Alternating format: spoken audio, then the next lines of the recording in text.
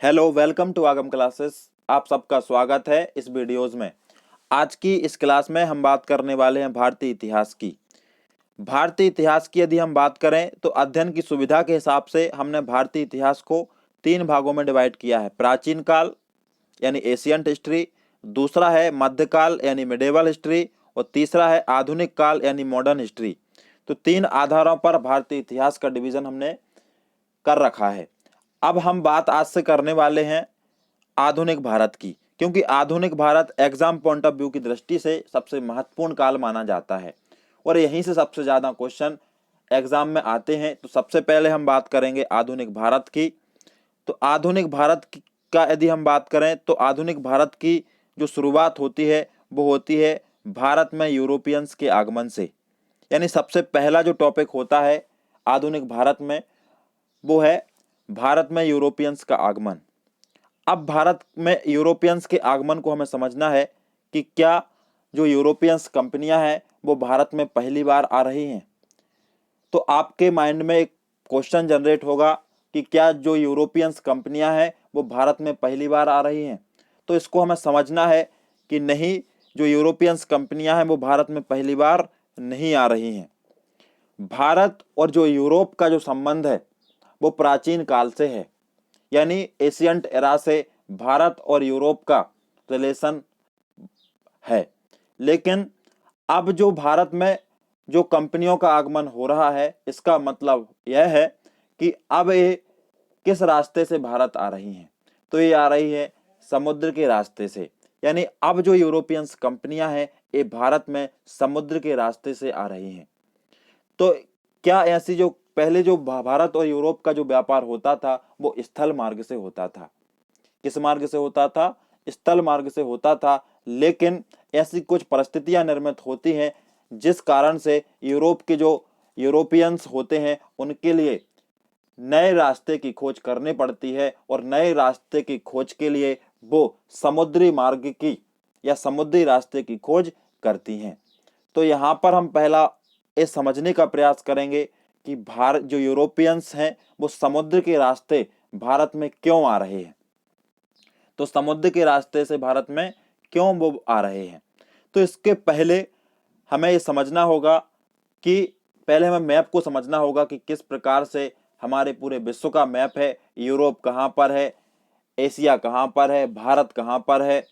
तब हम अच्छे से समझ पाएंगे कि किस रूट से होते हुए जो यूरोपियंस कंपनियां हैं वो भारत आती हैं। तो इसके पहले हम मैप को थोड़ा समझने का प्रयास करते हैं। तो ये हम आप देख पा रहे होंगे कि ये पूरे विश्व का मैप है। यदि विश्व के मैप में हम बात करें तो इसको कहते हैं उत्तर अमेरिका यानी नॉर्थ अमेरिका। ये नॉर्थ अमेरिका, इसके नीचे जो है ये है साउथ अमेरिका यानी दक्षिण अमेरिका। ये है जो हमारा अफ्रीका महाद्वीप यानी अफ्रीका कॉन्टिनेंट। ये हमारा जो ये भाग है इसको बोलते हैं यूरोप, और इसी से लगा हुआ जो भाग है इसको कहा जाता है एशिया, और ये है ऑस्ट्रेलिया। तो ये हमारे कॉन्टिनेंट है पूरे पृथ्वी पर। अब इन्हीं के बारे में हमें समझना है कि ये यूरोप है और ये है हमारा भारत। तो पहले जो प्राचीन काल में हमारा व्यापार होता था यूरोप का भारत के साथ, तो ये होता था स्थल मार्ग से। किससे होता था? स्थल मार्ग से होता था।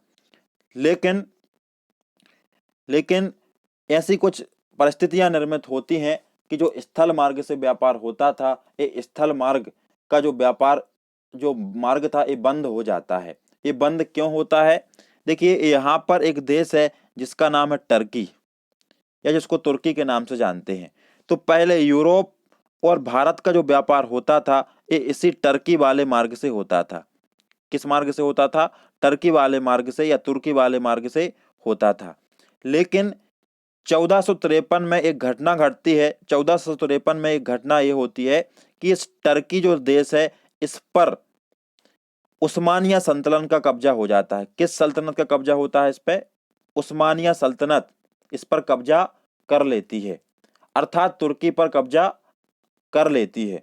जब एशिया जो उस्मानिया सल्तनत है ये तुर्की पर कब्जा कर लेती है तो जो स्थलीय मार्ग थे, तो एशिया जाने वाले जो यूरोप से एशिया जाने वाले जो तमाम स्थलीय मार्ग थे ये बंद हो जाते हैं और यूरोप वासियों के लिए एक नए मार्ग की खोज करनी पड़ती है या एक नए वैकल्पिक मार्ग की उनको आवश्यकता पड़ती है, इसीलिए वे समुद्र के मार्ग की खोज करते हैं। तो पहला तो ये पॉइंट होगा कि समुद्र की मार्ग की खोज करते हैं। दूसरा, वे कौन से कारण थे जिन्होंने यूरोपियंस को भारत आने के लिए प्रेरित किया? वो ऐसे कौन से रीजन हैं जो कि जो यूरोपवासी हैं जो भारत आने के लिए प्रेरित हो रहे हैं? तो देखिए, यहाँ पर मसाले बहुत अधिक मात्रा में मिलते हैं भारत में, तो मसालों की आवश्यकता थी यूरोप वासियों के लिए, इसलिए वो भारत आने के लिए आएंगे। दूसरा था कि वहां पर यूरोप में चल रहा था पुनर्जागरण, यानी पुनर्जागरण जब चल रहा था तो लोग रूढ़िवादी सोच से निकल करके एक आधुनिकता की ओर बढ़ रहे थे। इसी क्रम में उन्होंने नए मार्ग की खोज, दिशा सूचक यंत्र का भी यूरोप में विकास हो गया था, जहाज निर्माण की जो तकनीक थी उसका भी विकास वहां पर हो गया था। इसी कारण से वो भारत आए और वहां पर जो नई शक्तिशाली जो शक्तियां थी उनका भी वहां पर उद्भव हो रहा था, पुर्तगाल व यूरोप स्पेन। और यहाँ के जो राजाओं थे उन्होंने व्यापारिक नए रास्तों की मार्ग की खोज के लिए वहां के लोगों के लिए प्रेरित किया। तो यहाँ पर कई सारे ऐसे कारण थे जिन कारण से यूरोपियंस भारत आने के लिए प्रेरित हुए। अब हमें यहाँ पर समझना है कि किस प्रकार से पुर्तगाली यात्रियों से भी पहले यूरोप से कौन कौन से लोग हैं जिन्होंने भारत आने के लिए समय समय पर प्रयास किए हैं। तो यहाँ पर पहले हमें कुछ चीजें और समझना है। तो देखिए, ये है हमारा यहाँ पर यूरोप। तो यूरोप से एक यात्री भारत की खोज के लिए निकलता है 1486 में, जिसका नाम था बार्थोलोम्यू डियाज। कब निकलता है? 1486 में भारत की खोज के लिए निकलता है। तो ये निकलता है यहाँ से यूरोप से, और ये यहाँ तक जो अफ्रीका का दक्षिण बिंदु है जिसको हम कैप ऑफ गुड होप के नाम से जानते हैं या आशा अंतरीप के नाम से जानते हैं, ये यहाँ तक पहुंचता है। और यहाँ पर ये जो क्षेत्र होता है, ये क्षेत्र कहलाता है मकर रेखा वाला क्षेत्र। मकर रेखा वाला क्षेत्र यानी जो 30 से 35 डिग्री के जो अक्षांश होते हैं, यहाँ पर हवाएं चलती हैं और ये हवाएं की जो आवाज, बहुत तीव्र आवाज यहाँ पर होती है। इसी के डर से ये वापस फिर से यूरोप वापस पहुंच जाता है। तो ये जो पहला व्यक्ति होता है बार्थोलोम्यू डियाज, जो कि यूरोपियंस नाविक था, जो समुद्र के मार्ग से होते हुए अफ्रीका के दक्षिणतम बिंदु पर पहुंचता है पहली बार। और ये वापस जैसे ही इसको यहाँ पर आवाज अजीब अजीब सी सुनाई देती है, इस आवाज के बाद ये फिर से कहां पर पहुंच जाता है? वापस यूरोप पहुंच जाता है। इसी के बाद एक व्यक्ति होता है कोलंबस, जो कि स्पेन का नाविक होता है। यहीं पे पुर्तगाल से लगा हुआ एक देश है स्पेन। स्पेन का एक यात्री होता है जिसका नाम है कोलंबस। तो कोलंबस भी भारत की खोज के लिए यूरोप से निकलता है या स्पेन से निकलता है, लेकिन ये रास्ता भटक जाता है और ये पहुंच जाता है कैरेबियन द्वीपों पर। कहां पर पहुंच जाता है? यहाँ पर निकला स्पेन से और कैरेबियन द्वीपों पर ये पहुंच जाता है। और यहाँ पर जो कैरेबियन द्वीप थे, जब ये पहुंचता है तो यहाँ पर ये कहता है इन द्वीपों को नई दुनिया। तो नई दुनिया का नाम इसको दिया जाता है, ये देता है, और इसी को वर्तमान में हम वेस्ट इंडीज के नाम से जानते हैं। तो एक्चुअल में जो कोलंबस होता है एक कैरेबियन देशों की द्वीपों की खोज करता है, लेकिन इसको हम, जो कि लगे हुए किससे हैं? उत्तर अमेरिका से लगे हुए हैं, इसलिए हम कहते हैं कि उत्तर अमेरिका जो कॉन्टिनेंट है इसकी जो खोज की है वो कोलंबस ने की है। और कब की थी उसने? कोलंबस ने एक खोज की थी 1492 में। तो दो नाविक अभी हमने देखी। तो पहला जो यूरोप से जो सबसे पहला जो यात्री भारत की खोज करने के लिए निकला था बार्थोलोम्यू डियाज, लेकिन अफ्रीका के दक्षिण बिंदु तक पहुंचता है जिसको हम कैप ऑफ गुड होप कहते हैं, और यहाँ पर उसको अजीब आवाज सुनाई देती है। इसी डर के मारे वो फिर पहुंच जाता है यूरोप। इसके बाद अगला जो नाविक है कोलंबस, जो कि स्पेन से निकलता है भारत की खोज के लिए, लेकिन रास्ता भटक जाता है और ये पहुंच जाता है उत्तर अमेरिका, और इसी ने खोज कर दी है 1492 में उत्तर अमेरिका की। इसके बाद में पुर्तगाल का एक नाविक होता है जिसको हम वास्को डी गामा के कहते हैं, जो 1498 में, कब, 1498 में एक यात्री वास्को डी गामा पुर्तगाल से निकलता है और पुर्तगाल की एक राजधानी है लिस्बन, लिस्बन बंदरगाह पड़ता है यहीं पे, लिस्बन से निकलता है वास्को डी गामा और एक केप ऑफ गुड होप से होते हुए मोजाम्बिक चैनल पार करते हुए यहाँ पर एक यात्री मिलता है, गुजराती यात्री अब्दुल मजीद। अब्दुल मजीद की सहायता से ये दक्षिण भारत के, जो दक्षिण भारत का देश है कालीकट, यहाँ पर पहुंच जाता है, या कालीकट बंदरगाह ये पहुंच जाता है। एक कालीकट बंदरगाह पहुंचता है 1498 में और यहीं पर उस समय यहाँ के शासक होते हैं जमूरियन, जो कि इसका स्वागत करते हैं। तो ये स्वागत इसका करते हैं और जब ये भारत से वापस लौटता है तो मसाले और जड़ी बूटियों को लेकर पुर्तगाल जाता है और ये जब पुर्तगाल में इन मसालों और जड़ी बूटियों को बेचता है तो इसको 60 गुना, पूरी यात्रा का 60 गुना मुनाफा होता है। यही कारण है कि पुर्तगाली जो हैं वो भारत आने के लिए आगे चल के प्रेरित होते हैं, क्योंकि पूरी यात्रा का उसको 60 गुना मुनाफा होता है। इस पूरी 60 गुना मुनाफा का मतलब यह है कि 1 रुपए की चीज वो वहां पे पुर्तगाल में 60 रुपए में बेचता है। तो ये हमने बात की है पुर्तगाली नाविक वास्को डी गामा की, और ये पहला जो नाविक है पुर्तगाली नाविक है वास्को डी गामा, जिसने भारत के समुद्री रास्ते की खोज पूरी तरह से करने में सफल रहता है।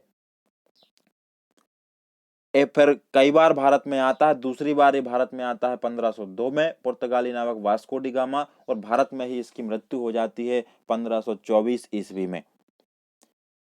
तो इसके बाद जब भारत में कंपनी की स्थापना हो जाती है, इसके बाद फिर पुर्तगाली कंपनी की जब स्थापना भारत में हो जाएगी, इसी के बाद कंपनी जो रहेगी उसको रेगुलेट करने के लिए या उसके कार्यों को संचालित करने के लिए कंपनी के द्वारा एक व्यक्ति गवर्नर भेजा जाता है, गवर्नर भेजा जाता है कंपनी के कार्यों को करने के लिए।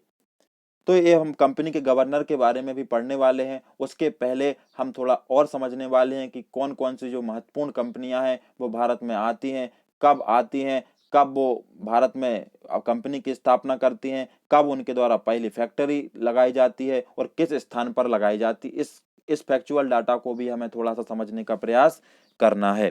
तो चलिए देखते हैं आगे। तो यदि आधुनिक भारत में यदि हम बात करते हैं तो आधुनिक भारत में व्यापारिक कंपनियों का आगमन देखें यदि, तो यूरोपीय व्यापारिक कंपनियों का भारत आगमन। तो यूरोपियन व्यापारिक कंपनी क्यों कहते हैं? क्योंकि ये व्यापार के उद्देश्य से आती हैं, इसलिए इनको व्यापारिक कंपनियां कहा जाता है। तो इनमें जो सबसे महत्वपूर्ण है वो है 4 कंपनियां। कौन कौन सी हैं? पहले आते हैं पुर्तगाली, फिर आते हैं डच, फिर आते हैं अंग्रेज और बाद में आते हैं फ्रांसीसी। डेनिश और स्वीडिश भी आते हैं, लेकिन वो भारत में उतना ज्यादा कुछ कर नहीं पाते हैं, इसलिए ये चारों कंपनियां हमारे लिए महत्वपूर्ण है। तो इन्हीं के बारे में हम समझने वाले हैं यहाँ पर। तो ये हमें 4 बिंदुओं को यहाँ पर समझना है। पहला, आगमन कब होता है, दूसरा कंपनी की स्थापना, तीसरी फैक्ट्री कब स्थापित की जाती है, और चौथा स्थान, किस स्थान पर फैक्ट्री उनके द्वारा लगाई जाती है। तो यदि हम पुर्तगालियों की बात करें तो पुर्तगाली भारत में आते हैं 1498 में, 1498 में ईस्वी में आते हैं और 1498 में ही उनके द्वारा कंपनी की स्थापना की जाती है। कंपनी की स्थापना का मतलब यहाँ पर कोई किला बनाना या फैक्ट्री का निर्माण करना नहीं है, बल्कि सैनिकों के साथ भारत में स्थापित होना कंपनी की स्थापना माना जाता है। यानी सैनिक जो जब साथ में आते थे उसी को ही कंपनी की स्थापना माना जाता है। तो 1498 में कंपनी की स्थापना की जाती है और फैक्ट्री जो पहली बनाई जाती है पुर्तगालियों के द्वारा 1503 में बनाई जाती है। किस स्थान पर लगाई जाती है? कोचीन में लगाई जाती है। तो पहली फैक्ट्री 1503 में लगाई जाती है, कोचीन में लगाई जाती है। अगले आते हैं डच। तो डच आते हैं 1595 ईस्वी में, 1602 में सैनिकों के साथ आते हैं, यानी कंपनी की स्थापना कर दी जाती है उनके द्वारा। फैक्ट्री कब लगाई जाती है? 1605 में। किस स्थान पर लगाई जाती है? मसूली पटना में उनके द्वारा ये फैक्ट्री लगाई जाती है। अगले हैं अंग्रेज। अंग्रेज आते हैं 1600 में और 1600 में ही कंपनी की स्थापना होती है फैक्ट्री लगाई जाती है इनके द्वारा 1611 में। मसूलीपट्टनम में इनके द्वारा फैक्ट्री लगाई जाती है। किस स्थान पर लगाई जाती है? मसूलीपट्टनम में। अगले हैं फ्रांसीसी। फ्रांसीसी आते हैं 1664 में। 1664 में ही इनके द्वारा फैक्ट्री की या सॉरी कंपनी की स्थापना की जाती है। फैक्ट्री इनके द्वारा स्थापित की जाती है 1668 में, और सूरत गुजरात में इनके द्वारा फैक्ट्री की स्थापना की जाती है। तो ये हमने दी है, ये हमने देखा कि कंपनियां किस प्रकार से आई, कब उनने कंपनी की स्थापना करी, कब फैक्ट्री स्थापित की गई, किस स्थान पर फैक्ट्री स्थापित की गई। तो ये डाटा बार बार पेपरों में पूछा जाता है, तो इसको आपको याद रखना है। अब इसके बारे में भी ध्यान रखना है कि 1616 ईस्वी में डेनिश आते हैं, इनका आगमन होता है, और स्वीडिश आते हैं सबसे अंत में 1731 में। तो इसको भी आपको ध्यान रखना है क्योंकि ज्यादा महत्वपूर्ण नहीं है। अब हम बात करते हैं, ये हमने अभी देखा कि भारत यूरोपियन समुद्र के रास्ते से भारत क्यों आए। पहला क्वेश्चन तो यही है कि यूरोपियन समुद्र के रास्ते से भारत क्यों आए। तो जब 1453 में उस्मानिया सल्तनत ने ऑटोमन एम्पायर एशिया माइनर अर्थात तुर्की पर कब्जा कर लिया, तो यूरोप से एशिया जाने वाले तमाम मुख्य मार्ग बंद हो गए और एक वैकल्पिक मार्ग की आवश्यकता पड़ी, इसलिए वो समुद्र के मार्ग से भारत आए। तो पहला पॉइंट हमने ये देखा कि पहले जो व्यापार हमारा होता था स्थल मार्ग से, लेकिन 1453 में तुर्की पर कब्जा कर लिया किसने? उस्मानिया सल्तनत ने। और जो एशिया और यूरोप से जो स्थलीय व्यापार चलता था वो क्या हो गया? बंद। इसलिए उनको नए मार्ग की खोज करनी पड़ी। इसी क्रम में उनने समुद्री रास्ते की खोज की। अब इस क्रम में हमने देखा था, बताया था आपको कि सबसे पहला जो यूरोपियन नाविक आया है वो आया है बार्थोलोम्यू डियाज। बार्थोलोम्यू डियाज जो समुद्र मार्ग से होते हुए अफ्रीका के दक्षिणतम बिंदु आशा अंतरीप या जिसको हम कैप ऑफ गुड होप के नाम से जानते हैं तक पहुंचता है और यहाँ से वापस फिर से यूरोप चला जाता है। इसके बाद इसी क्रम में अगला जो व्यक्ति आता है कोलंबस, जो कि 1492 में आता है। कोलंबस एक स्पेनिश नाविक था, भारत की खोज करने के लिए निकला था, परंतु वह कैरेबियन द्वीपों यानी उत्तर अमेरिका पर पहुंच जाता है और यहीं से उसने खोज कर दी किसकी? उत्तर अमेरिका कॉन्टिनेंट की, जिसको उत्तर अमेरिका की इसने खोज कर दी और उसने इसे नई दुनिया कहा था। अभी इसको हम वेस्ट इंडीज के नाम से जानते हैं। अब हम बात करेंगे यहाँ पर पुर्तगालियों के आगमन के बारे में। पुर्तगालियों के आगमन के बारे में यदि हम बात करें तो सबसे पहला जो नाविक है पुर्तगालियों का वो आता है Vasco D gamma. Vasco D gamma 1498 में यूरोप से भारत तक पूरी तरह से नया मार्ग ढूंढ निकालने में सफल हो जाता है। ठीक है, तो सब भारत के जो समुद्री रास्ते की खोज है वो किसने की है? वास्को डी गामा ने। कब की है? 1498 में। यह कहां से होते हुए आता है? तो मोजाम्बिक चैनल से होते हुए भारत या अरब सागर पहुंचता है। अब जब अरब सागर में पहुंचता है तो अरब सागर में इसकी मुलाकात होती है अब्दुल मजीद नामक गुजराती व्यापारी से इसकी मुलाकात होती है, जिसके सहयोग से वह दक्षिण भारत के कालीकट बंदरगाह पर पहुंच जाता है, जहां उसकी मुलाकात होती है जमोरिन से। जमोरिन वहां का शासक होता है कालीकट का और वो स्वागत करता है। कालीकट के समुद्र तटों पर व्यापार कर रहे अरब व्यापारी इसका क्या करते हैं? विरोध करते हैं।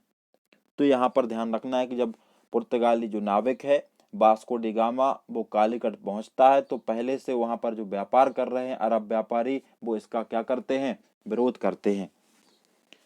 इसके बाद कालीकट के जो शासक रहते हैं उसको मसाले एवं जड़ी बूटियां इत्यादि ले जाने की आज्ञा देते हैं। ये हम बात डिस्कस कर चुके हैं। 1902 में वह 1502 में दूसरी बार आता है और 1524 में उसका निधन भारत में हो जाता है। वास्को डी गामा जब यहाँ से मसाले और जड़ी बूटियां ले जाता है और इसको पुर्तगाल में बेचता है तो इसकी कुल यात्रा का उसे 60 गुना मुनाफा होता है। यही कारण है कि पुर्तगाली भारत में व्यापार करने के लिए प्रेरित होते हैं। अगला जो पुर्तगाली व्यक्ति है वो आता है Pedro Alvarez Cabral. Pedro Alvarez Cabral नाम का दूसरा पुर्तगाली नाविक 1501 में आता है। कब आता है दूसरा नाविक? पहला आता है वास्को डी गामा, दूसरा आता है पेड्रो अल्वारेज कैब्राल 1501 में। इसके बारे में भी हमें समझना, जो हेनरी द नेविगेटर है यह पुर्तगाली राजकुमार था जिसने पुर्तगालियों को भारत के साथ व्यापार करने के लिए प्रेरित किया था। तो ये राजकुमार था वहां का, पुर्तगाल का, हेनरी द नेविगेटर। इसने पुर्तगालियों को भारत के साथ व्यापार करने के लिए प्रेरित किया था। इसके बारे में भी हमें ध्यान रखना है। एस्टाडो द इंडिया, एस्टाडो द इंडिया है इस कंपनी की स्थापना पुर्तगाल की सरकार के द्वारा की गई थी, अतः यह एक सरकारी कंपनी थी। इस कंपनी के सबसे महत्वपूर्ण अधिकारी को गवर्नर कहा जाता था और इसके मुख्य गवर्नर इस प्रकार हैं। अब हमें जो एस्टाडो द इंडिया है इसकी स्थापना पुर्तगाली सरकार के द्वारा कर दी जाती है और भारत में भी एक कंपनी व्यापार करने के उद्देश्य से आती है। अब जब व्यापार करने के उद्देश्य से भारत में एक कंपनी की स्थापना हो जाती है तो इसी को कंपनी के कार्यों को करने के लिए या इसको नियंत्रित करने के लिए, या हम कहें कि कंपनी के कार्यों को संचालित करने के लिए कंपनी के द्वारा पहला जो गवर्नर भेजा जाता है वो भेजा जाता है फ्रांसिस्को डी अल्मेडा। किसको भेजा जाता है? तो फ्रांसिस्को डी अल्मेडा कंपनी का पहला गवर्नर बन के भारत में आता है, पहला गवर्नर बन के भारत में आता है और यह भारत में 1505 से लेके 1509 तक भारत में रहता है। भारत में ऐसे दुर्ग बनाए इसने जिसका लक्ष्य सुरक्षा ना होकर हिंद महासागर के व्यापार पर पुर्तगाली नियंत्रण करना था, जिसको हम ब्लू वाटर पॉलिसी या शांत जल की नीति के नाम से जानते हैं। तो ये जो पुर्तगाली थे इनके द्वारा शांत जल की नीति अपनाई गई। शांत जल की नीति का मतलब यह है कि इन्होंने जो हिंद महासागर था इस पर नियंत्रित करने के लिए जो हमारा ये भारत है यहाँ पर इन्होंने कई सारे दुर्ग बना रखे थे जिसका उद्देश्य था हिंद महासागर में नियंत्रण स्थापित करना। इसी को हम ब्लू वाटर पॉलिसी या शांत जल की नीति या नीले जल की नीति के नाम से जानते हैं। इन्हीं के द्वारा एक और पद्धति अपनाई गई, कार्ज आर्मेडा।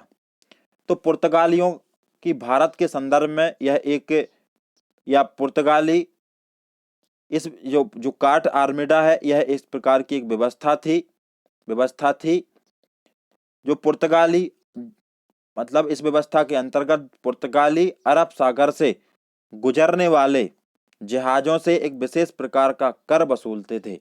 इसी को या इसी व्यवस्था को कार्ज आर्मेडा के नाम से जाना जाता है। तो अरब सागर से गुजरने वाली जो जहाजें थी उनसे एक विशेष प्रकार का कर वसूलते थे या शुल्क वसूलते थे, इसी को क्या कहा जाता है? कार्ज आर्मेडा।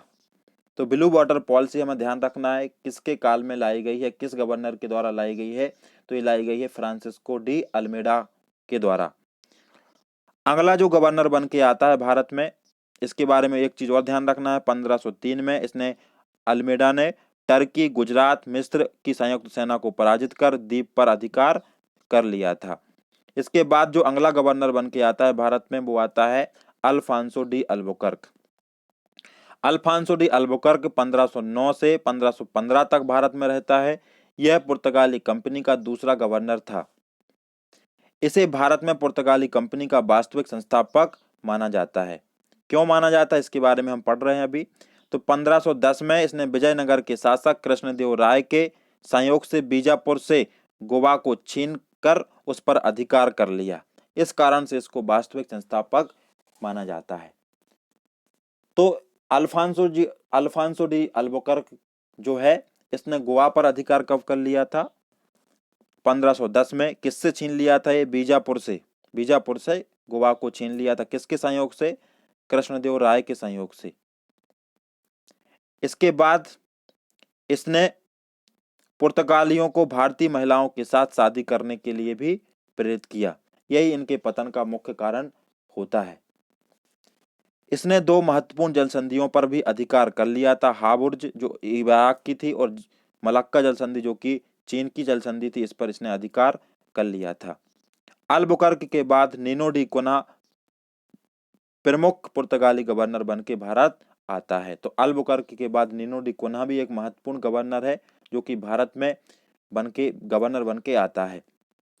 अब इसी के बारे में हम चर्चा करने वाले हैं, नीनो डी कुन्हा के बारे में। तो नीनो डी जो कुन्हा है ये 1529 से 1538 तक भारत में रहता है। इसने एक काम किया था 1530 में, कोच्चि की जगह गोवा को पुर्तगालियों की राजधानी बना लिया था। तो पुर्तगालियों की राजधानी 1530 में, तो कोचिन की जगह गोवा को बनाया था किसने? नीनो डी कुन्हा ने, नीनो डी कुन्हा ने। तो इसके बारे में भी हमें ध्यान रखना है। गुजरात के शासक बहादुर शाह से मुलाकात के दौरान जहाज पर उसकी हत्या के बाद बसीन और दीव 1500 बसीन पर उसने अधिकार किया था 1534 में, और दीप पर उसने अधिकार कर लिया था 1535 पर उसने अधिकार कर लिए। सेंट टोमे व हुगली में पुर्तगाली इसने बस्तियां भी स्थापित की थी। प्रसिद्ध संत फ्रांसिस्को जेवियर हैं, वो अल्फांसो डिसूजा के समय भारत में आए थे। तो ये भी हमें ध्यान रखना है कि जो प्रसिद्ध संत फ्रांसिस्को जेवियर हैं वो किसके समय भारत आए थे? तो अल्फांसो डिसूजा, जो कि एक महत्वपूर्ण गवर्नर था भारत में, इसके बारे में भी ध्यान रखना है। तो यहाँ पर अगले जो 100 वर्षों में वे भारत में जम गए यानी अपना व्यापार उन्होंने बढ़ा लिया। पुर्तगालियों में जम गए और उन्होंने अपना व्यापार बढ़ा लिया। वे भारत में 1961 तक रहे। हालांकि तब तक उनके पास सिर्फ गोवा, दमन एवं दीप ही रह गए थे। तो दमन, गोवा और दीप जो था इसको पुलिस कार्यवाही के द्वारा भारत में मिलाया गया 1661 में। तो ये भी हमें ध्यान रखना है। अब भारत की कुछ देन है पुर्तगालियों के द्वारा। तो पुर्तगालियों के भारत के आगमन के साथ भारत में तंबाकू की खेती बुलाए, जहाज निर्माण की तकनीक लाए, और प्रिंटिंग जो प्रेस थी इसका भी उन्होंने विस्तार यहाँ पर किया। और प्रिंटिंग जो प्रेस थी ये भारत में लेके कब आए वो? तो गोवा में लेके आए सबसे पहले 1556 में। तो ये पुर्तगालियों की भारत को देन है। क्या क्या पुर्तगालियों की भारत को देन है? तंबाकू की खेती, जहाज निर्माण, प्रिंटिंग प्रेस। तो ये उनकी मुख्य रूप से भारत को देन है। तो यहाँ पर हमने बात आज की है पुर्तगालियों के बारे में, कि पुर्तगालियों के बारे में सबसे पहले हमने बात की कि जो सबसे पहला जो यात्री आया है वो आया है Vasco D gamma. Vasco D gamma के बाद हमने बात की है कि जो अगला जो व्यक्ति आया था पेट्रो अल्वारेज कैब्राल, दूसरा जो नाविक था। इसके बाद जब कंपनी की स्थापना हो गई तो कंपनी को संचालन के लिए सबसे पहला पुर्तगाली सरकार के द्वारा एक गवर्नर भेजा जाता है Francisco de Almeida. Francisco Almeida के बारे में हमें ध्यान रखना है। उसके बाद हमें ध्यान रखना है अल्फांसो डी अल्बुकर्क के बारे में, नीनो डी कुन्हा के बारे में ध्यान रखना है। तो ये हमने आज की क्लास में बात की है पुर्तगालियों का किस प्रकार से भारत में आगमन हुआ। अब हम नेक्स्ट क्लास में बात करेंगे डचों के बारे में, अंग्रेज के बारे में, फ्रांसीसियों के आगमन के बारे में। तो आज की क्लास में हम इतना ही रहने देते हैं क्योंकि लंबा वीडियो हो जाएगा नहीं तो आज की क्लास में इतना ही। Thank you everyone.